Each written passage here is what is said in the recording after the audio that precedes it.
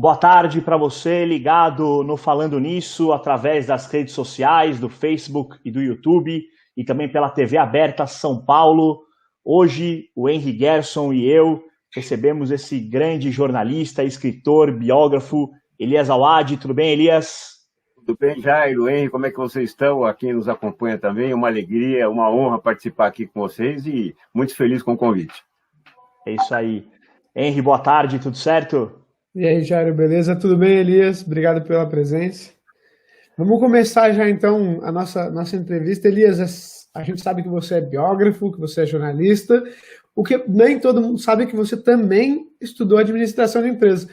Conta pra gente, antes de você chegar no jornalismo, antes de ser conhecido pelo grande público, como foi que você estudou administração, deixou a administração e foi para o jornalismo?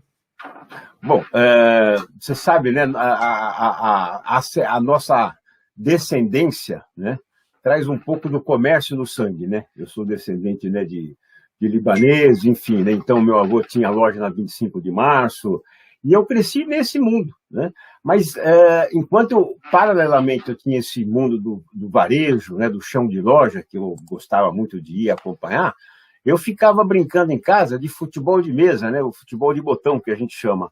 Aí eu ficava narrando o jogo, ao final, né, o destaque ali do jogo, o que eu fazia? Eu pegava uma caneta e ela entrevistava, né, o jogador de botão, ou seja, né, o destino já estava me mostrando alguma coisa, mas eu ainda estava focado na linha da administração, pensando em loja, em varejo e tudo mais. Então, com 17 para 18 anos, eu entrei na universidade, entrei na PUC, fiz administração de empresas e no mesmo ano logo que eu comecei a administração, eu consegui entrar na Votorantim, fazendo inicialmente um estágio ali na área comercial. E foram 6 anos ali maravilhosos, né? Onde eu tive 6 promoções, uma por ano, enfim, foi uma carreira meteórica. Eu estava lá com 23 para 24 anos e já não estava aprendendo mais nada. Aquela situação que a gente começa a morder o rabo, né? Puxa vida, né? Eu estou aqui, não tem mais para onde crescer. Eu já estava como assistente do meu diretor, não tinha mais para onde crescer, né? Ou eu pegava o cargo dele, né, com 23 anos, né, o que era inadmissível na época, né? Hoje você pode ser um presidente de empresa aos 23 anos. E eu cheguei e falei com o meu diretor, eu falei, olha, eu estou muito incomodado com isso, porque eu não estou sentindo mais que eu estou crescendo aqui dentro. Eu falei, não, você tem que ter muito cuidado, tem que esperar uns 15 anos para ser gerente. Eu falei, olha, eu não tenho esse tempo para dar para o Votorantim. Então, por favor, né, fecha minhas contas aí que eu estou indo embora. Você não preciso falar, né, os impropérios que eu ouvi ao tomar essa decisão. Mas aí eu falei, eu vou ser jornalista esportivo e pronto, que é o que eu amo fazer, né? E entrei, né, cursei jornalismo também, e aí efetivamente eu assim, me encontrei naquilo que eu buscava. Eu estava feliz, né, fazendo administração, me formando e trabalhando na Votorantim, mas eu deixei de ser feliz. E aí eu fui buscar algo que voltasse a me deixar feliz, que foi o jornalismo esportivo. E aí desliguei uma chavinha, tenho muita facilidade para isso, a mudança incomoda muitas pessoas, né? Mas desliguei essa chavinha, liguei uma nova chave, que foi do jornalismo esportivo, e aí tudo começou, né? E aí eu entendi que o que eu fazia, né, no começo foi difícil, até que eu entendesse que eu era um vendedor de informação. Só que como eu fazia com zinco, Zamac, óxido de zinco que eu fazia na Votorantim, a informação ela precisa ser um produto que precisa ser muito bem trabalhado, bem produzido, bem elaborado, ter argumentação, ter conhecimento sobre aquilo que você está falando, né? Então aquilo foi muito tranquilizador. E aí eu transcorri uma carreira jornalística, né, na TV Bandeirantes, Sport TV, então, de muitos anos.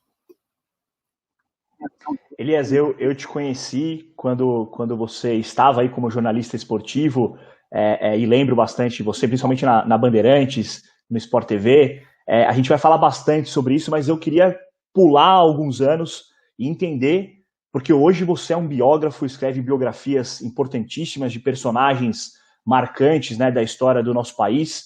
Eu queria que você me contasse como que você virou de novo essa chavinha para se tornar um biógrafo. Bom, isso aconteceu porque, novamente, eu deixei de ser feliz. Eu cobri Copa do Mundo, Olimpíada, né? E isso, enfim, estava radiante. Mas um dia que eu estava fazendo uma final de campeonato, Palmeiras e Corinthians, Olhando de um lado tinha Luxemburgo, do outro Parreira. Eu falei, o que eu estou fazendo aqui, meu Deus do céu? Né? Lutei tanto para estar aqui, e hoje eu me questiono o que eu estou fazendo aqui. Eu não estou feliz mais, né? Eu já estava a ponto de pegar o microfone e dar na cabeça de jogador, assim, tanto que aquilo estava me irritando, porque novamente eu achei que eu não estava, né? Que eu estava tentando morder o rabo e não saía daquilo.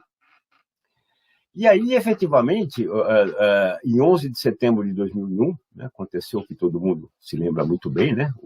O ataque às Torres Gêmeas, e eu estava cobrindo o Santos Futebol Clube. Estava fazendo a apresentação do novo técnico. E aí, estou lá e tudo mais, um repórter, na época se chamava Walkman, né? Hoje, né? Mas ainda se andava, né? com o radinho e tudo mais. Um gritou lá, né? Um dos repórteres, pelo amor de Deus, um avião no meio de uma torre gêmea. Tá bom, o que eu fiz? Liguei para a redação e falei, estou saindo do Santos para fazer jornalismo, eu vou para as ruas, saber o que as pessoas pensam disso, né? Porque mudou o mundo, né? Acabou, né? Aí o que houve, fica aí que o Cabralzinho vai na entrevista. Vocês lembram do Cabralzinho? Vocês lembram? Lembro, sim. Lembro. Não, né? Então foi o que eu pensei. Quem é que lembra do Cabralzinho no dia 11 de setembro de 2001? Né? Quem é Cabralzinho? Eu não lembro dele nesse dia, mas eu lembro que ele foi técnico do Santos. Cabralzinho era técnico do Santos? Do Santos, né? Ele teve até, foi vice-campeão brasileiro. Mas eu pensei assim, que importância tem hoje a apresentação do Cabralzinho, né? Um avião entrou dentro de uma torre gêmea, e logo depois veio o segundo ataque, né?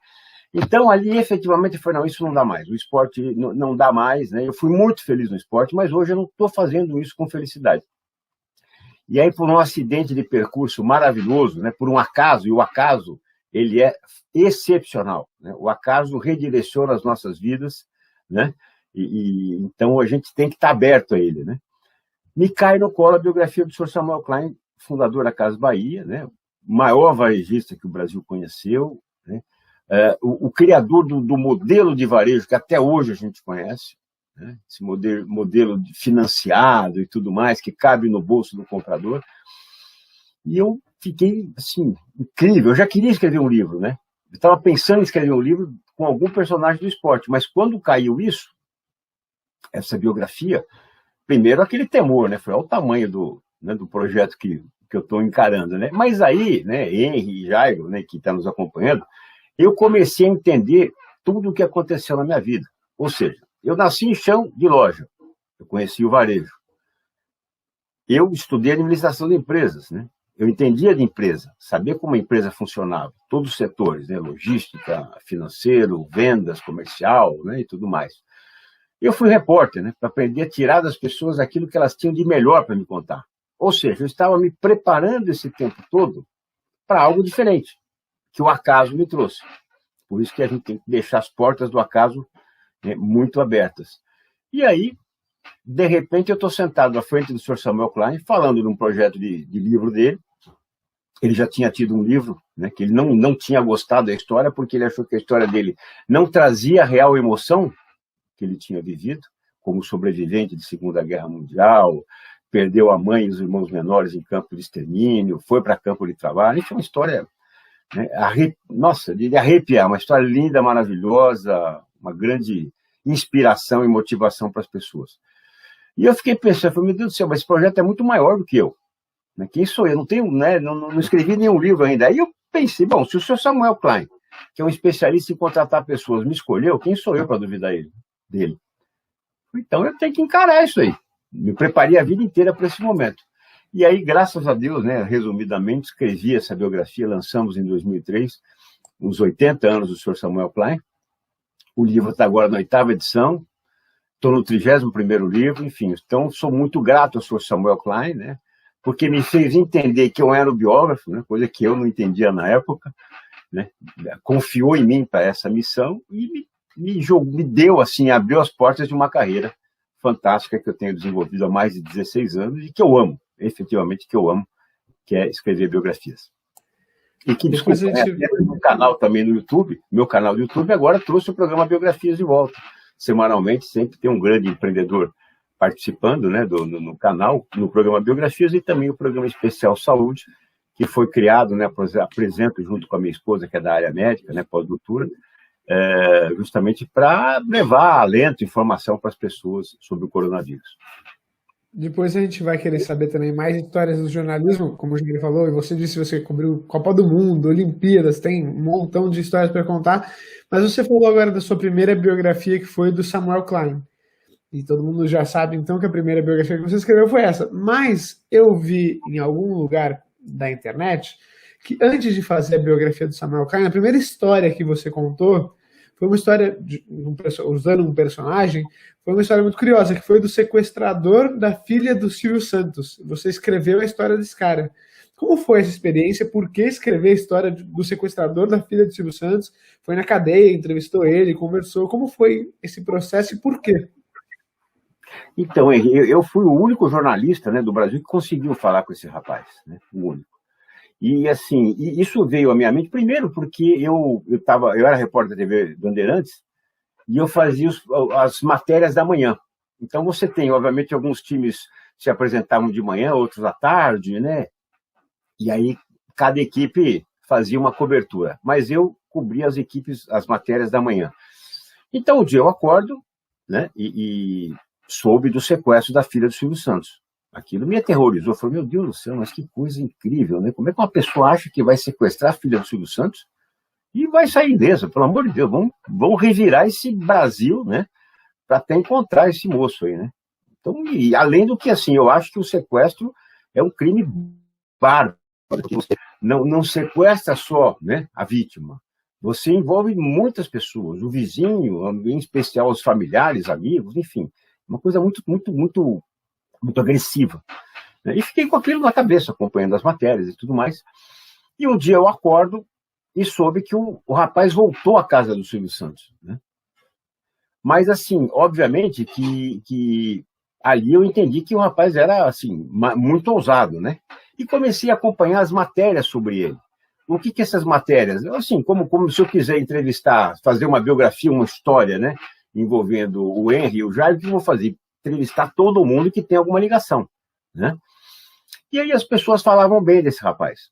Não, um menino muito bom, um menino que distribui aqui mantimentos para as pessoas, comprou cadeira de rodas para alguém, enfim. Então, foi tipo de um Robin Hood aí, né? Surgindo, né? Que tira dos ricos e dá para os pobres. E automaticamente também acompanhando essas entrevistas, né? Me pareceu que ele poderia ser um belo exemplo para outros jovens que pensavam em ir para o crime. Então, eu poderia usar essa história para evitar que outros jovens sequestrassem outras pessoas e que automaticamente, né, mostrar que qual que é o caminho do sequestrador. É cadeia e morte, não tem outro caminho, né? Ou você vai preso, né, ou você vai ser assassinado. E com ele aconteceu as duas coisas. Então, o objeto e o objetivo do livro foram justamente mostrar para o jovem que o crime não compensa. Então eu entrevistei e esse rapaz realmente ele tinha algo, né, de alguma coisa que prestava dentro desse coração. Ele se sensibilizou com essa história, né? E eu me lembro que na primeira dia de conversa ele falou: olha, Elias, eu vou te falar uma coisa, eu quero mostrar para o jovem, porque eu estou com 22 anos, vou ter 20 e tantos anos de cadeia, vou sair com 45 anos, 50 anos, né, quase 50 anos, e vou ser eternamente lembrado como o sequestrador da filha do Silvio Santos. Eu não tenho outra coisa para trazer para o meu histórico, né? Então, minha vida, né? Então, eu quero, se eu puder evitar que alguém vá para esse caminho, eu vou fazer. Então, isso me agradou, né? E, obviamente, infelizmente, a gente teve que contar essa história para poder mostrar que o crime não compensa, né? E no meio, antes de, assim, eu tinha cumprido um mês de entrevistas, tinha mais uns 15 dias, ele veio a falecer, eu tinha a história pronta.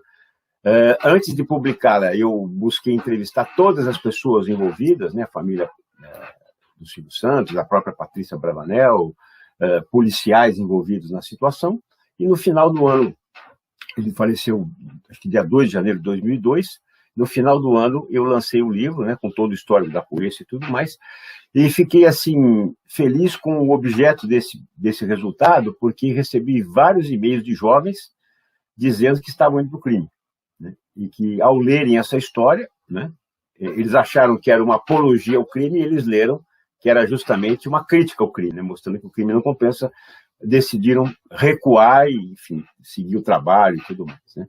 E aí depois eu começo a escrever a biografia do Sr. Samuel Klein. O que eu entendi? Que o Sr. Samuel Klein tinha tudo para ser um sequestrador. Porque, assim, o histórico dele nada ajudava.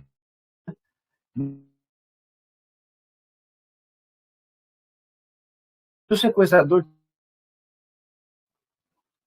e sem dúvida alguma se tornou o maior varejista do Brasil, né? Um homem com case estudado em Harvard, e outro, infelizmente, né? Um sequestrador de destaque no Brasil, que isso não leva a nada. Mas, graças a Deus, conseguimos tirar alguns jovens desse caminho do crime. É isso aí. Elias, você falou aí pra gente que tinha aí 1 mês de entrevistas, tinha mais ou menos uns 15 dias. Me conta como que funciona para criar uma biografia. Quanto tempo você leva? Quanto tempo de entrevistas? Como que você faz a pesquisa? Você tem uma pesquisa prévia? Como funciona para construir uma biografia? Bom, Jairo, assim, eu sou meio maníaco com esse negócio de informação, né? Eu quero trazer tudo para casa, né? Então, eu pesquiso tudo que tem para pesquisar, eu leio tudo que tem para ler.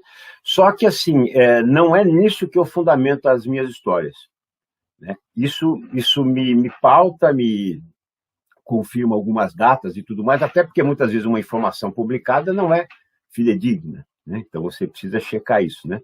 Ela te alerta para algum fato, mas a data muitas vezes não está batendo, ou a situação.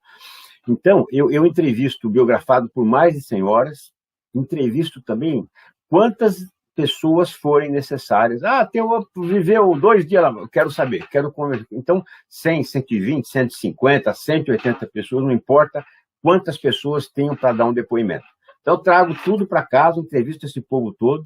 São projetos de, em média, 2 anos, 18 meses, 2 anos, um pouquinho mais, enfim. Se a agenda de entrevistas corre bem, eu antecipo bastante consigo antecipar esse processo. Só que dentro disso também já está envolvido um trabalho editorial, que é de 4 a 5 meses, né? Então você precisa, porque aí o livro ele vai para produção, preparação, revisão, trabalho de caderno de fotos. Então, isso tudo são trabalho que eu faço diretamente com a editora, né? Mas é um trabalho, como eu te disse, assim, onde eu quero tirar não só a razão com que uma história foi construída, mas a emoção também, né? Então, aí, por isso que eu gosto de conversar com pessoas, né? A biografia, ela é a emoção com que as pessoas passam em relação a essa história. E todo personagem rende uma biografia?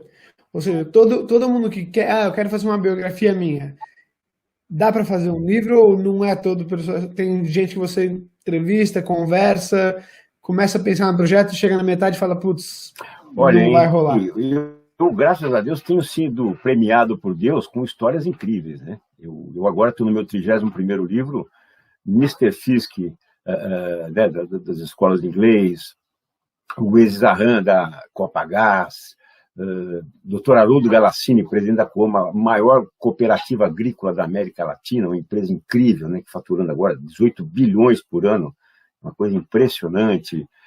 Enfim, Dr. Afonso Renner, da Sempre Toshiba, que agora também é Sempre TCL. São grandes histórias, né, que eu tenho para contar. Agora, eu já rejeitei 2 projetos no meio do caminho, né? Eu iniciei, porque efetivamente eram histórias que me pareciam casca de ovo, né? Você bate e ela quebra, né? Ou seja, eu não invento história, eu conto história, né? Então, é para isso que eu me especializei, o que eu amo fazer. Então, toda vez que você tem uma história que te conta, que na realidade talvez aquilo não se confirme, efetivamente não dá para tocar um projeto desse, né? Então, eu rejeitei 2 projetos no meio do caminho, mas foram fatos isolados, né? E como eu te falei, em relação a outros, que são histórias incríveis, né? Que eu saio muito transformado. Porque, primeiro, como eu disse para vocês, né? Além de me tornar um confidente, né, de grandes empreendedores brasileiros, eu saio dali com mais 180 amigos, 150 amigos, né? Pessoas que eu conversei, que eu me relacionei, enfim, e que efetivamente confiam também as suas biografias a mim. Porque a partir do momento que o Henry conta a biografia do Jairo, a biografia dele está envolvida nisso, né? Fatos pessoais, né? Enfim, então É muito difícil falar isso, né? Mas hoje ninguém tem tempo de ouvir ninguém. Todo mundo preocupado muito com, né, com a sua vida, com a sua história, com a sua carreira, né? Então, quando alguém fala assim, pô, me conta de você, né? Primeiro que as emoções vêm, né? No Biografias também, no meu canal, por várias vezes, de grandes empresários ali, né? Gente que lidera, né, milhares de colaboradores, chegar às lágrimas, né? Por quê? Porque nunca parou para pensar, né, no pãozinho no forno a lenha que a mamãe fazia para ele, né, e passava a manteiga derretendo, enfim, dava um beijo no... Enfim, quando isso vem, é muita emoção. Então, sem dúvida alguma, é algo que vale a pena viver. Você falou aí dessa experiência de dois personagens que você parou a história no meio do caminho. Eu vou te fazer a pergunta inversa. Você falou aí vários personagens aí que realmente são de muito sucesso e que devem ter histórias magníficas. Teve algum desses entrevistados, os biografados, que você se surpreendeu com a história deles mais do que você esperava? Que o entrevistado era muito mais do que você imaginava? Olha, velho, eu vou ser, assim, injusto se eu te falar de uma história, né? Mas porque todas elas te surpreendem, né? Porque uma coisa é saber, por exemplo, se você pedir para um empresário contar a história dele, ele em 2 minutos resume para você. Eu nasci blá, blá, blá, né? Agora, como é que você faz, né, para arrancar isso com emoção, né? Primeiro, você tem um tempo assim, que é o tempo de aproximação, né, que ele te permite ou não, né? Então você tem que ter muito critério, muita habilidade para permitir com que isso aconteça. Você tem que entrar assim, ele tem que te permitir enfiar a mão dentro do coração dele e arrancar. Uhum. E são homens, né, muitas vezes, onde a emoção não faz parte do dia a dia, ao contrário, né? Eles abrem mão da emoção para agirem mais com a razão. Eu devo ou não devo comprar? Eu devo ou não devo investir? Né? Então, ali não tem emoção, ali tem razão. O que tem muito é feeling também, né? As pessoas agem por feeling, né? Pelo que eles sentem que pode acontecer no mercado. E, sem dúvida alguma, aqui eu trago o exemplo de Samuel Klein, que foi um homem que sempre comprou quando o mercado parou de comprar, né? E toda vez que o mercado aqueceu, quem é que tinha mercadoria? Samuel Klein, né? Os outros concorrentes, muitas vezes, não apostaram como ele apostou. Então, assim, é muito difícil de falar de uma história. Todas elas me impressionaram, porque na hora que você entra na base da emoção, você vê que, enfim, são uma sequência, né, de decisões que se toma, e cada qual vindo de um canto. O seu Samuel Klein veio da Polônia, o outro veio do interior do Rio Grande do Sul, o outro veio do Rio de Janeiro, enfim. Cada qual teve as suas portas que se fecharam, né, e as suas decisões, o seu conhecimento, a busca pela qualidade, enfim, o desenvolvimento da própria empresa. Tanto que tem empresários que criam empresas mais familiares, tem outros que criam empresas mais tensas, que crescem baseadas no conflito. Quem está certo, quem está errado? Eu não sei. Todos eles transformaram seus negócios em líderes de segmentos no Brasil. Então, todas as histórias são sensacionais, espetaculares. Agora, obviamente, né, toda aquela que envolve a Segunda Guerra Mundial traz muita emoção, né? Porque é uma barbaridade, né? Que ainda, infelizmente, ainda tem gente que tenta negar um absurdo desse, né? Mas, sem dúvida alguma, eu tive 3 biografados que viveram isso.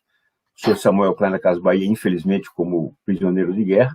O Mr. Fisk, como soldado do exército norte-americano, que foi lá para ajudar a resolver, né, a derrotar a Alemanha.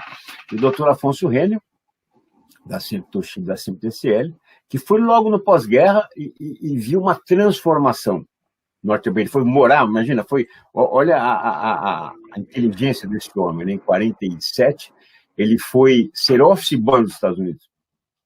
Ou seja, hoje é natural, não, vou morar fora, não, né? Vou mochilar, não, naquela época, imagina, né? Ser office boy dos Estados Unidos. E ele foi lá e viu toda uma transformação pós-Segunda Guerra Mundial nos Estados Unidos. Primeiro, né, uma migração forte, né, do povo judaico para o país, e segundo também, né, que os soldados foram para a Segunda Guerra, quando voltaram não tinham mais, obviamente que eles foram servir o exército, quando voltaram não tinham mais empregos, né, Suas vagas de emprego estavam preenchidas, e curiosamente pelas mulheres. Então já foi a introdução da mulher no mercado de trabalho. E aí o governo norte-americano foi efetivo, dando emprego para esses soldados, né, absorvendo essa mão de obra no exército ou nos cargos públicos, e aí a economia conseguiu se acomodar. Então, assim, por isso que eu digo, cada história é linda, é maravilhosa, né, traz um pouco de conhecimento, de emoção e de empreendedorismo, sem dúvida. E quem falta, assim, você biografar, alguém que você fala, putz, essa pessoa eu queria muito poder escrever um livro sobre ela. Algum personagem, algum famoso, alguém que você olha e fale, cara, isso aqui renderia uma boa biografia. Olha, eu vou precisar de umas 10 horas para te falar todo mundo que falta para eu biografar, viu? Com certeza. História boa. Quem tem história boa, né? Eu tô dentro, não tem moleza não, né? E às vezes, muitas vezes, eu falo, poxa vida, mas você só escreve histórias de grandes empreendedores, que eu acredito, Oscar Schmidt também, né? Um grande vencedor, né? Enfim, né? Veja você, eu estava falando que eu fiz, que eu conheci o varejo, fiz administração, fui repórter, tal. De repente me cai, eu foquei na área empresarial, me cai Oscar Schmidt para fazer, né?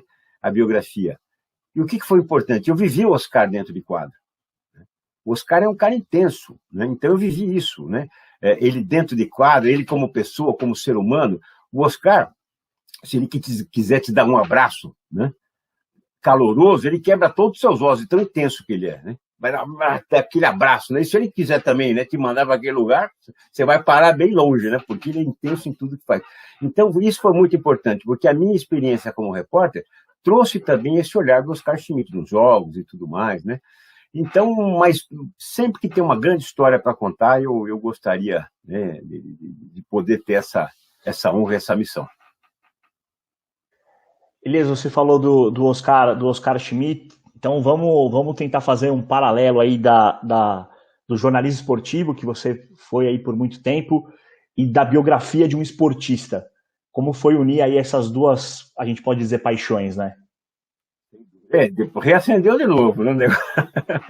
Foi gostoso reviver o esporte com o Oscar Schmidt, né? Embora, sim, o Oscar ele é um grande empreendedor, né? Porque o Oscar, eu até tenho uma palestra que eu faço, que é Líderes, Vendedores e Vencedores, né? E ela é fundamentada, além dessa própria história de vida, né, que eu tive, que eu reinventei minha carreira por 2 vezes, em 3 grandes empreendedores. Primeiro, Samuel Klein, né? Que vende o sonho da televisão, da geladeira e tudo mais, né? Depois o Celso Moraes, presidente da Copenhague, do grupo CRM, que tem Copenhague, Lidl, né, Brasil, Chocolate Brasil Cacau, que ele vende a sedução do chocolate, né? Você, quando compra o chocolate, você, ainda mais da Copenhague, você se permite aquilo, né? Ou você presenteia alguém com aquilo, né? Enfim, né? Então ele vende essa sedução, né, da magia do chocolate. E a terceira história que eu conto nessa palestra é a do Oscar Schmidt, que vende a coisa mais difícil que tem, o produto mais caro, precioso e difícil de vender, que é você mesmo, né? Então ele se auto-vende, né? E se vende muito bem, sem dúvida alguma. Então, essa história do Oscar, para mim, foi muito bacana, porque eu consegui conciliar o esporte com aquilo que eu fazia, que eu entendia, que era o empreendedorismo, né? E o Oscar, ele é um profissional brilhante, né? Ele não é o melhor, ele é o mais dedicado. E por ser o mais dedicado, se tornou o melhor. Talvez tivesse gente, né, arremessando o melhor de 3 que ele. Mas ele treinou tanto, ele se dedicou tanto, que ele se tornou o maior cestinha, né, do mundo, né, com quase 50 mil pontos. E por que ele se tornou o palestrante mais lembrado, o melhor palestrante do Brasil? Porque ele treinou tanto, ele mesmo fala, nossa, eu comecei e não dava para acreditar naquilo que eu fazia, né? Eu falei, tem que melhorar. Treinou, como treinava os arremessos de 3. Né? E se tornou, então, por 4 ou 5 vezes, o melhor e o mais lembrado palestrante do Brasil. Então, foi muito bacana viver o Oscar de novo, como eu disse para vocês. Primeiro, porque eu conheci o Oscar, o que era o Oscar, o profissional Oscar, né? O esportista Oscar. E aí eu fui conhecer também o palestrante Oscar. Por que ele se dedicou tanto, né? Então, o livro traz tudo isso. Traz não só a história dele, né, mas as lições de perseverança, dedicação, né, que ele coloca. Se o Oscar agora virar um apresentador de TV, você pode ter certeza que ele vai ganhar todos os troféus de imprensa que vier daqui para frente, porque ele vai se dedicar tanto, né, que ele vai engolir todos os apresentadores que tem por aí. Então, foi muito bacana. Essa é uma mensagem que o livro passa, né? Você pode não ser o melhor, mas você pode se tornar o melhor, né? Justamente em função daquilo que você... Porque tudo é energia, né? Onde você quer chegar, é energia que você coloca. Eu quero ser o centésimo, então coloca uma energia de centésimo. Quero ser o primeiro. Você precisa de uma energia de primeiro. Abrir mão de muitas coisas na vida, né? Muitas vezes envolve o lado pessoal, né? Para que o lado profissional se destaque. Enfim, você tem que estar disposto. Se você está disposto, e isso para você é felicidade, vai em frente, né? Mas se a felicidade é chegar, trabalhar das 9 às 5, chegar em casa, estudar com os filhos, jantar, né, tal, no dia seguinte acordar, ir lá para... Isso aí, né? A felicidade, a gente tem que respeitar esse modelo de felicidade. E as conquistas vão ser proporcionais, né? Em contrapartida, se a dedicação for extremamente maior, os resultados vão ser proporcionais também. Elias, vamos voltar um pouco para o jornalismo. Você trabalhou na Bandeirantes na época que o esporte na Bandeirantes estava crescendo, né? Foi o tempo áureo do esporte da Bandeirantes. Como foi essa experiência de trabalhar na Bandeirantes nesse período? Porque tinha grandes profissionais trabalhando na Bandeirantes, cobria grandes eventos esportivos. Você falou aí de final de Campeonato Paulista, Corinthians e Palmeiras. Como foi pegar esse período da Bandeirantes tão áureo no esporte e ver depois uma certa queda, e a Bandeirantes deixar um pouco o esporte de lado por diversas razões comerciais, brigas políticas internas, mas como foi pegar, né, trabalhar nesse tempo áureo e depois ver essa queda, de certo modo, da Bandeirantes no âmbito esportivo? Bom, começando pela queda, é muito triste, né? Porque assim, é difícil você entender por que internamente isso aconteceu. Porque a partir do momento que você cria um brand, que é algo muito difícil, uma marca, e muito caro de se construir, né, você vai lá e destrói aquilo que você construiu, né? Eu me lembro que na época muito se falava que a Bandeirantes buscava um público mais feminino para sua audiência, que é um público comprador, né? E que o esporte estava muito masculinizado. Então esse foi um dos motivos que passaram, né? Mas enfim, só que eles destruíram, né, algo tão maravilhoso que construíram. Eu não sei se conseguiram construir esse segundo lado, né, de feminilizar a audiência, né? Eu não sei se isso aconteceu. Até porque os projetos da Bandeirantes... Hoje eles transmitem... Desculpa. Eles transmitem hoje o Campeonato Brasileiro de Futebol Feminino na Bandeirantes. Então, inclusive a primeira transmissão de futebol feminino na Bandeirantes eu participei, né? E foi assim, foi uma iniciativa maravilhosa, ainda ligada a essa mentalidade que o Luciano do Vale, né, plantou e regava, né, brilhantemente, e eu participei e tudo mais. Infelizmente, por que não vingou naquela época? Por um erro estratégico. Então, por exemplo, Mackenzie e Palmeiras. Sabe quanto era o jogo? 8-0 para o Mackenzie. Palmeiras não pode tomar de 8. Né? Em esporte nenhum. Né? Então, ao invés de fortalecerem, né, as equipes de camisa, né, em detrimento de outras instituições, deixaram cada um entrar com as equipes. A Sabesp dava pau em todo mundo, ganhava tudo, né, na época, né, porque já tinha uma tradição de futsal e tudo mais. Então, houve um erro estratégico. Você tem que fortalecer Palmeiras, Corinthians, São Paulo, Santos, Flamengo, né, nas equipes femininas e automaticamente elas que têm que... Né, essas equipes talvez cedam ou façam uma parceria de camisa e tudo mais. Mas foi assim. Mas eu te digo assim, trabalhar na Bandeirantes era o meu grande sonho. Onde eu queria trabalhar como repórter esportivo? Na Bandeirantes. Né? Por quê? Não preciso nem falar, né? Pela tradição. E a primeira vez que eu fui fazer uma transmissão com o Luciano do Vale falou, vamos ao gramado com o repórter Elias Zawad, eu quase desmaiei, eu quase não consegui nem entrar, né, de tanta emoção. Né? Então, a Bandeirantes era a casa que eu queria trabalhar, onde eu trabalhei, como você bem disse, com âncoras maravilhosos, né? O Elias Júnior, que é um monstro, ancorando, tocava ali 6, 8, 10 horas, né, de apresentação, Luciano do Vale, né, comandando, e assim, uma coisa que o pessoal talvez nem saiba, por exemplo, a gente ia para o estádio, jogo com o Luciano. Antes de começar a transmissão, a gente ia mais cedo, fazia já ambiente e tudo mais, né? Vestiário. Quando o Luciano chegava, a gente subia lá até a cabine para ele passar para nós, né? Primeiro, coisa de líder, né? Primeiro, né? A responsabilidade que cada um tínhamos lá. Porque a gente estava trabalhando não por nós, estávamos trabalhando pelo telespectador. informação, que não se medisse esforços, né, capacidade, usasse tudo, né? Ou seja, né, então você já saía daquela pré-eleição, entre aspas, né, pré-eleição com o técnico, né, já saía fortalecido, né, para derrubar a parede no peito. Então, é um grande líder, né, infelizmente nos deixou, mas eu particularmente computo como o maior narrador, né, que nós tivemos, enfim, né, e um líder muito positivo da equipe também, né, uma pessoa de convívio muito fácil. E vou trazer outra curiosidade. Eu me lembro que quando o Corinthians fez a final do Campeonato Brasileiro em 98 com o Cruzeiro, o Luxemburgo estava suspenso. Então, permitiram com que ele ficou numa sala, no camarote reservado ali no Mineirão, né? Eles permitiram com que um repórter de cada emissora que tinha a competição, um da Globo e um da Bandeirantes, né, no caso onde eu trabalhava, fizesse uma pergunta para o Luxemburgo ao final do primeiro tempo, os 43, alguma coisa assim, e ao final do segundo, porque depois ele iria descer para fazer, né, a conversar com o pessoal no vestiário. Então, primeiro, né, 2 fatos curiosos.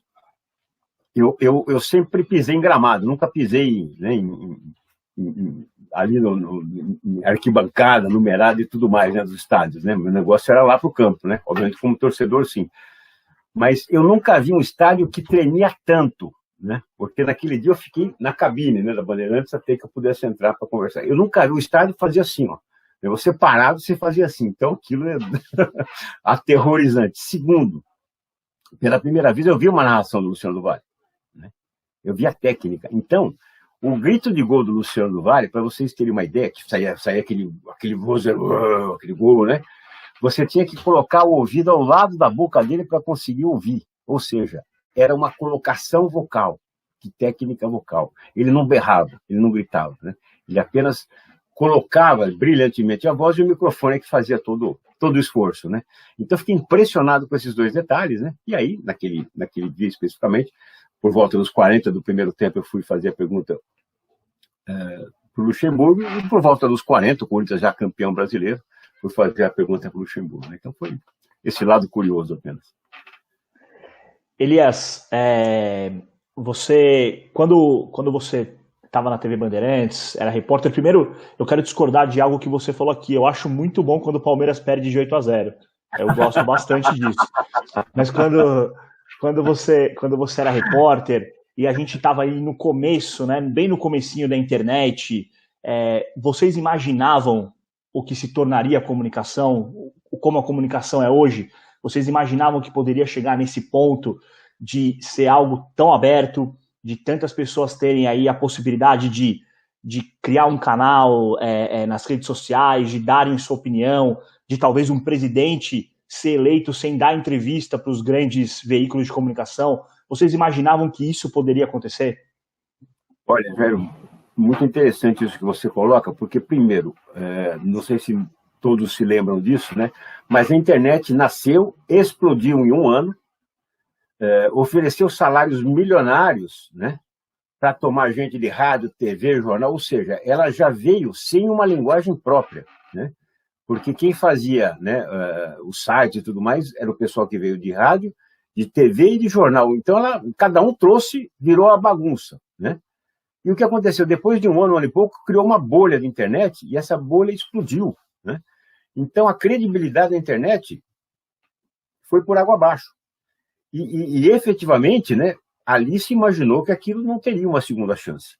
E essa segunda chance veio, né, talvez já, né, com os erros do passado, né, solucionados, e aí sim a internet criou profissionais com linguagem, né, eletrônica e tudo mais, né, dentro desse veículo, e se tornou essa monstruosidade que nós temos hoje, né? Está aqui, né? Nós estamos encurtando aí quantas horas, né?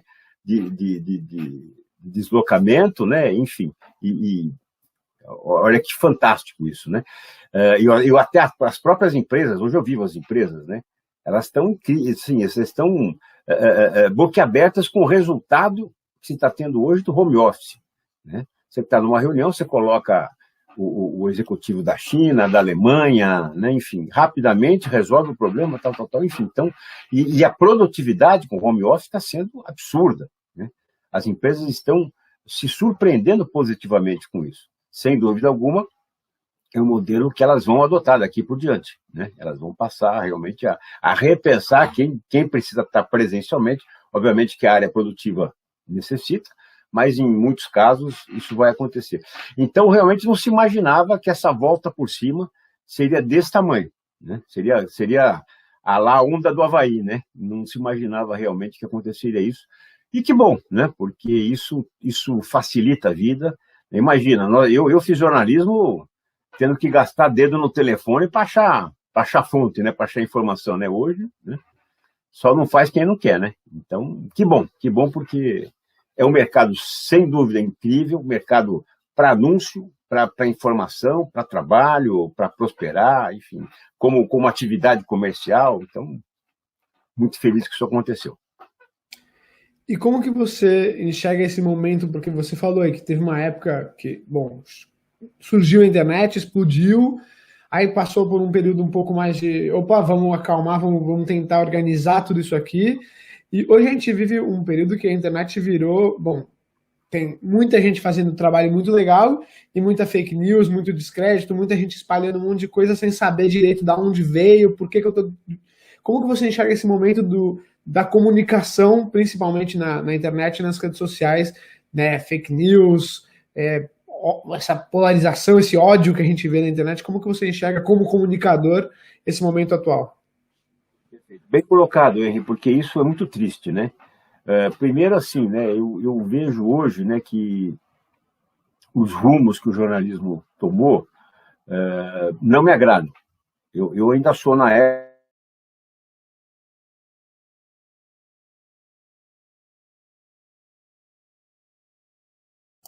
Acho que deu uma travada agora no...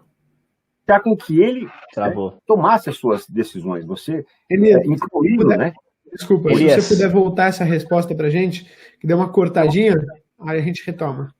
Pois não. Então, primeiro, assim, bem colocado isso por você, né? Essa discussão, esse momento que vive o jornalismo, eu particularmente estou vendo com bastante tristeza, porque a minha escola jornalística, ela mostra que nós temos que coletar o máximo possível de informações, apresentar essas informações, mas deixar com que quem receba seja incluído nessa decisão, né?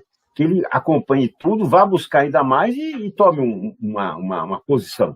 Olha, eu acredito nisso, acredito naquilo, porque pelas informações que eu recebi, eu cheguei a essa conclusão. Hoje não. Hoje já se dá coisa assim, mamão descascado com açúcar, né? As pessoas não raciocinam, mas não pensam mais, né? Então, muitas vezes, assim, na área política, por exemplo, você vê que determinada pessoa já tem uma tendência de um comentário mais ácido, a outra tem uma tendência de um comentário mais doce, ou seja, né?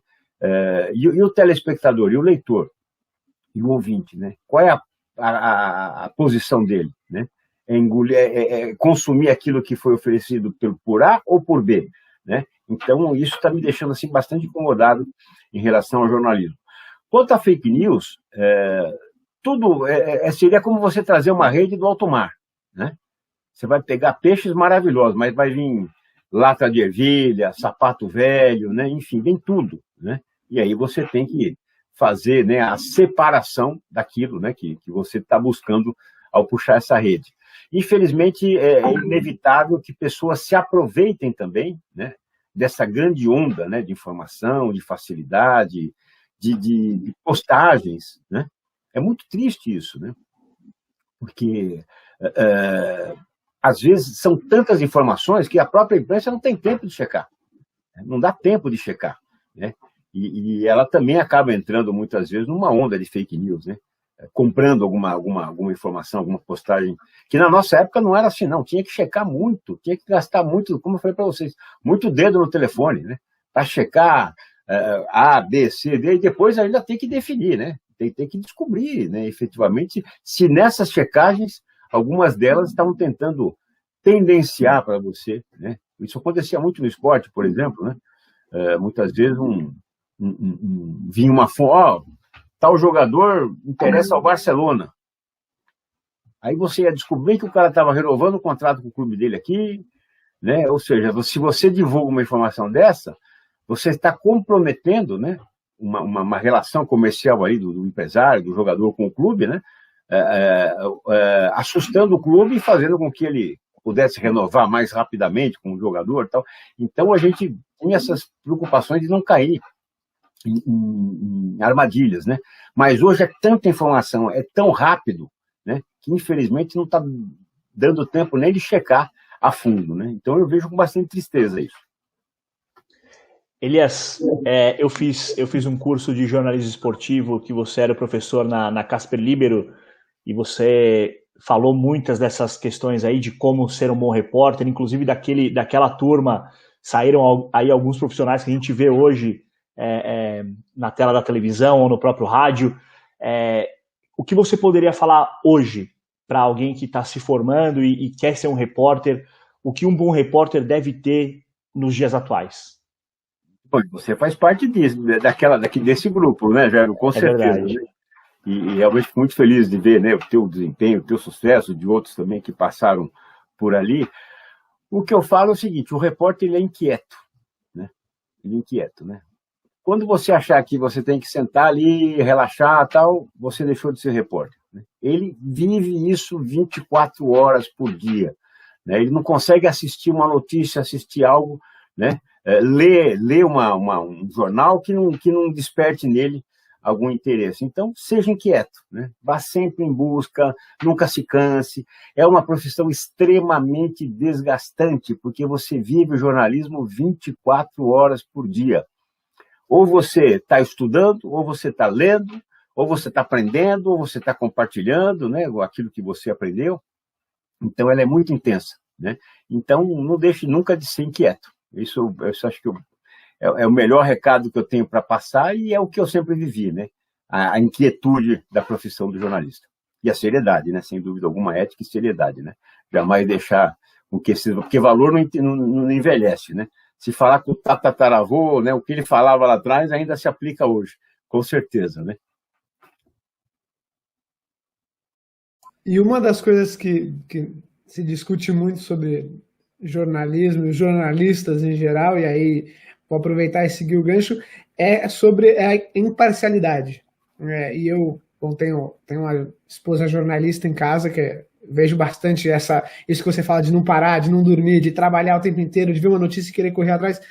E uma das coisas que a gente conversa bastante aqui é sobre a imparcialidade. É possível fazer um jornalismo 100% imparcial? Bom, é importante isso. Por exemplo, eu sou um biógrafo imparcial, né? Eu não estou lá para falar bem de ninguém, né? Eu estou lá para contar uma história, né? Então, alguns fatos difíceis que aconteceram têm que estar narrados, né?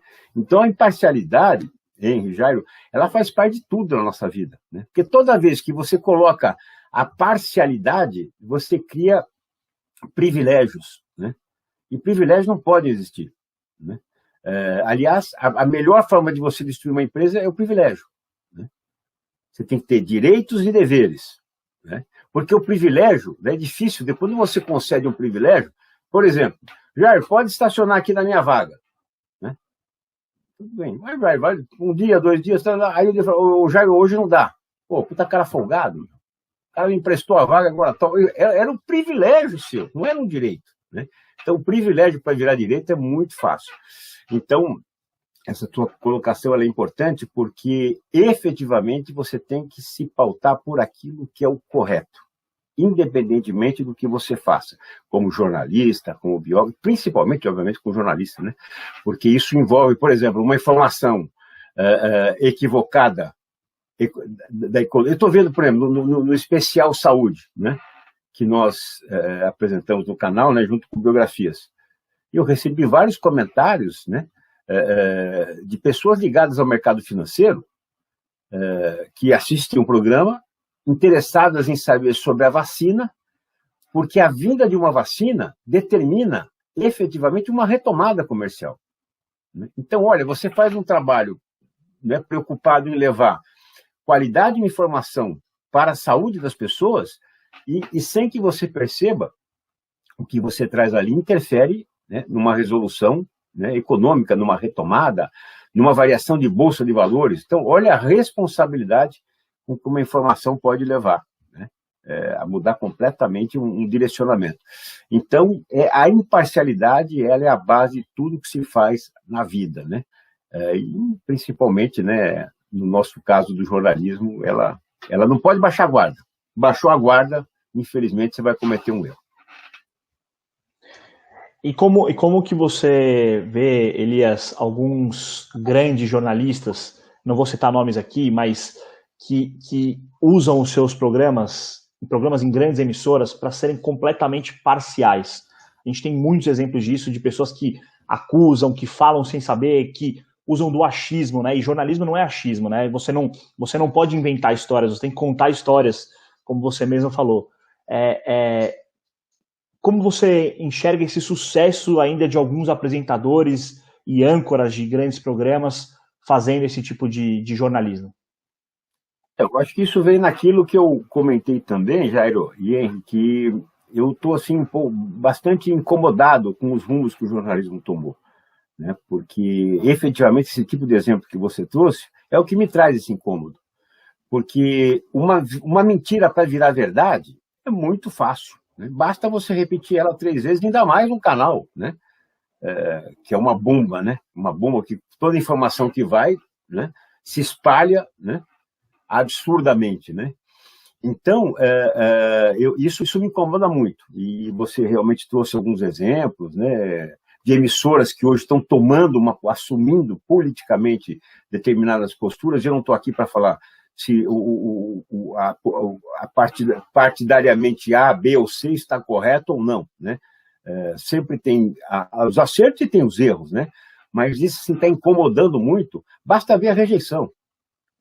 Os cancelamentos que eu tenho ouvido de pessoas, né, em relação a grandes veículos, né, a revistas, a jornais, né, a não assistir mais determinadas emissoras, né, justamente incomodadas, né, porque, assim, até um exercício, né, para quem nos assiste aqui poder fazer. Por exemplo, pega 3 jornais e leiam as mesmas manchetes referidas ao mesmo tema, né? Então você vai ver uma fala com ênfase, uma fala sem ênfase, né? E uma nem coloca na manchete, né? De repente coloca num adendozinho ali e tudo mais.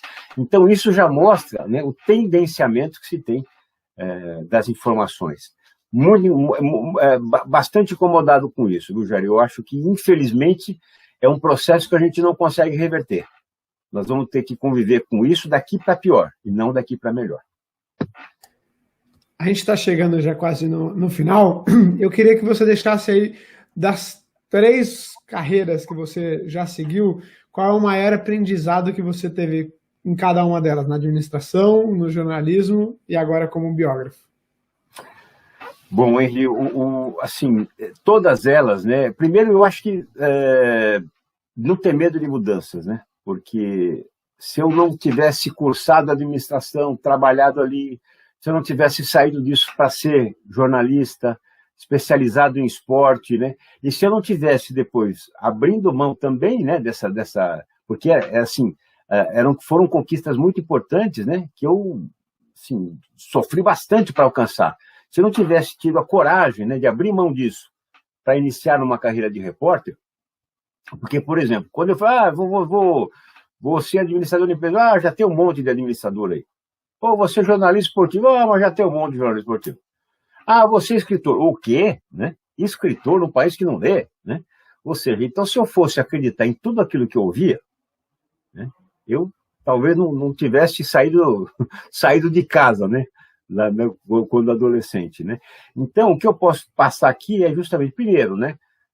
Não tente convencer ninguém de que você está convicto daquilo, né? Se você criou um caminho, sente que o teu coração está mandando fazer, você está consciente da decisão que você tomou, por mais que essa transformação, essa mudança possa lhe parecer um retrocesso, vá em frente. Porque se você quiser convencer outras pessoas de que você está certo, você não vai conseguir. E não é por maldade das pessoas, é porque muitas vezes elas falam, mas você é um executivo da Votorantim, por que você vai abrir mão dessa carreira? Né? Ela se coloca no lugar, né, e muitas vezes não teria a coragem que você teve, né, de naquele momento, provocar talvez um retrocesso, né, na visão deles, para ter ganhos lá na frente, né? E que para você não é um retrocesso, é a busca da felicidade, né? Então, coragem, né, para provocar mudanças, não tente convencer pessoas que você está certo, né? Esteja convicto e vá em frente, coloque em prática, e principalmente, né, toda vez que o termômetro da felicidade, né, começar a oscilar, pare e repense que é hora de mudar. Esse é o momento que está acontecendo com muitas pessoas, né? Pessoas estão perdendo seus empregos, suas empresas, né? Enfim, é um momento que vai provocar grandes mudanças. Muitas vezes, pessoas com idades já um pouco mais avançadas, né? Então, é hora, efetivamente, de colocar tudo aquilo que você acredita em prática, com dificuldade, enfim, com perseverança, com muita coragem. Eu tive biografados maravilhosos que criaram suas empresas, né? Que hoje são líderes de mercado, faturando bilhões de reais, com 50 para 60 anos. E eram pequenos na época, abriram mão de toda uma certa segurança que achavam que tinham, né, para investir nisso, né? Uma dessas empresas é a Vipal, maior indústria de borrachas, remendos. E toda vez que você pensa no remendo, manchão, num recapeamento de pneu, né, você pensa em Vipal, uma empresa que exporta para o mundo todo. Tanto que o livro, a biografia do fundador do Sr. Vicêncio Paludo, que quase 60 anos abriu mão de um postinho de beira de estrada para criar isso, né, no interior do Rio Grande do Sul, né? Ela saiu em inglês e saiu em espanhol, justamente porque eles participam de feiras mundiais e distribuem a biografia do fundador. Então não pode ter medo, não. Pode ter medo de nunca... E vou trazer mais uma vez, né, o subtítulo da biografia do Sr. Vicêncio Paludo: nunca é tarde para realizar, né? Então, independentemente daquilo que você idealiza, né? Realize com coragem, com atitude, principalmente atitude. Hoje, dinheiro não é mais um impulsionador do início, é atitude. Você está disposto a arrumar dinheiro? O dinheiro está aí no mercado, coisa que no passado não tinha, né? Ou você tinha dinheiro, né? Ou você tinha peito, coragem. Hoje você tem que ter atitude, porque o dinheiro está à disposição. Elias, a gente vai encerrar aqui a nossa entrevista, mas antes eu queria que você falasse como que as pessoas podem encontrar o Elias aí nas redes sociais. Você falou aí do programa Biografias, do canal do YouTube. Passa para a gente aqui os contatos para quem quiser te assistir depois que acabar essa entrevista. Muito obrigado. Olha, Jairo, que alegria reencontrá-lo, Henry. Muito obrigado pelo convite, né? Um bate-papo gostoso. Me emocionei aqui relembrando a minha biografia, né? Já que eu faço isso com o pessoal, hoje foi a minha vez, né, de relembrar um pouquinho, né? E me emocionar com isso. Bom, estou em todas as mídias sociais, né? LinkedIn, com Elias Awad, AWAD, né? O sobrenome, com Facebook, né? Enfim, com todas essas mídias sociais. Livros, né? Também espalhados aí, né? São várias biografias lançadas, também nos principais sites. E o programa no YouTube, né? youtube.com/Elias Awad. Ali, às terças-feiras, às 8 da noite, tem o Biografias, e às sextas-feiras, às 8 da noite, tem o Especial Saúde. Aliás, né? Consegui trazer para o Biografias alguns dos velhos conhecidos do esporte, né? Primeiro o Oscar Schmidt, né? Que, nossa, foi uma conversa assim deliciosa. Nós mais demos risada do que conversamos, porque relembramos assim, passagens muito gostosas, né, dele no esporte, enfim, foi muito gostoso. O Valmir Cruz, que participou, né, um dos principais preparadores físicos do Brasil, está na Arábia Saudita hoje, junto com o Fábio Carilli, né? Estão sentindo saudades do Fábio Carilli no Corinthians, né? Falaram que era retranqueiro. Hoje está faltando um retranqueiro lá, né? Eu tô com bastante saudade. Eu não tô com saudade nenhuma. Não. Então você não é corintiano, com certeza. Sou. Quero time jogando bola. É verdade. Aí a gente precisa disso, né? Mas trouxe também Mauro Betting, Benjamin Bach, né? Amigos queridos para contar suas histórias, enfim, foi muito sabor, Nauber, né, do vôlei, né? Então, youtube.com/Elias Awad, vou pedir para o pessoal se inscrever, dar o like, mandar pombo correio, tudo que tem para fazer lá no canal, me ajude, porque a gente precisa bombar, né? E com certeza muita informação boa ali para motivar, inspirar, nesse momento principalmente que a gente está bastante inseguro, né? muitas vezes indefeso, né? Um momento econômico, familiar até. Então, tanto Biografias quanto o Especial Saúde tem essa missão de levar qualidade, informação, né, segurança, enfim, tudo de mais positivo. Ali a gente busca fazer aliás, com tudo que eu faço na vida, né, a minha missão é fazer com que quem assista, leia, né, veja uma palestra, saia dali melhor do que entrou. Então é isso que eu tento fazer, espero estar conseguindo isso, com certeza. Muito obrigado, Jair, muito obrigado, Henry, a você que nos acompanhou, uma alegria muito grande, fico à disposição de vocês, viu? Parabéns pelo trabalho. Valeu, Elias, obrigado pela entrevista, obrigado, Henry. Semana que vem a gente volta com um novo entrevistado no Falando Nisso. Até lá. Tchau.